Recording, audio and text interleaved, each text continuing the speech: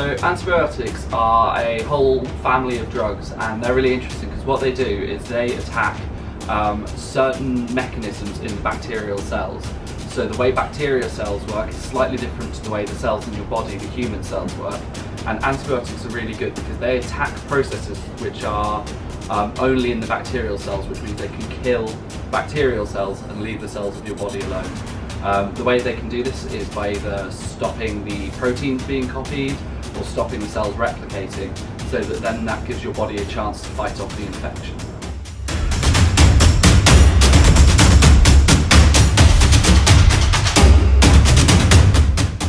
So you might need antibiotics if you've got a bacterial infection or if your doctor's diagnosed that you have a bacterial infection. Quite often these are diseases that end in the word itis, so stuff like tonsillitis, that sort of thing. And you'll get given antibiotics for a set amount of time in the hope that that'll kill all of the bacteria that are making you ill.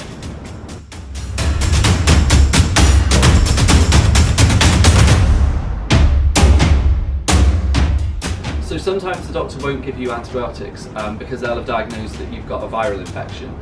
So that means that even if they were to give you the antibiotics, there aren't the bacteria present for those antibiotics to act on. One of the other problems that them giving you antibiotics can lead to is that in your body we have lots of friendly bacteria.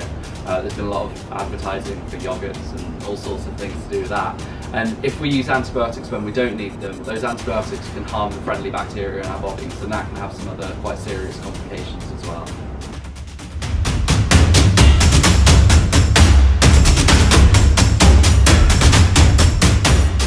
So if you take antibiotics when you don't need them, they can be really harmful to the friendly bacteria in your body.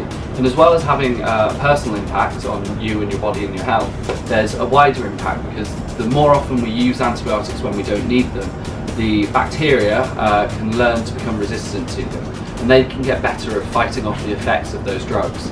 And that's a problem because then it means that in the future those same drugs will be ineffective when people take them. So certain people that have immune problems or are more prone to illness, such as the elderly, then become that little bit more at risk from the resistant bacteria.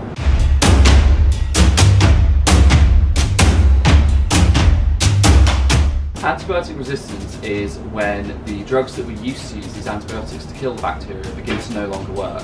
And this has emerged from the fact that we've been using antibiotics for 100 years, and over that time we've not used them correctly. So we've used them when we haven't needed them, and also perhaps not used them to the full extent we should have done, so we've not killed off all the bacteria when we wanted to.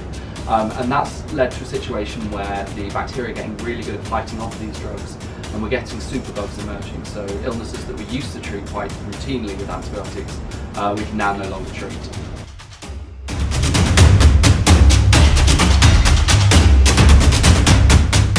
So antibiotic resistance is becoming a problem because as the bacteria are learning to fight off these drugs, the conditions we used to treat with antibiotics, we can no longer do so.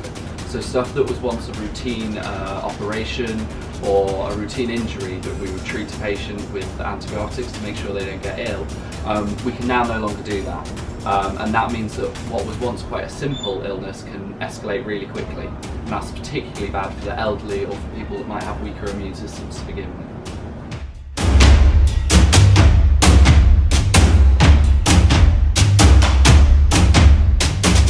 So to stop antibiotic resistance, we've got to be really careful about when we use antibiotics. That means making sure that we're not using them when we don't need to, so that we can delay the onset of resistance in the bacteria. This means that we can buy ourselves some time in which we can either develop new antibiotics or come up with new ways of treating bacterial infections. And we can make sure that the existing antibiotics we've got stay useful for as long as we can possibly make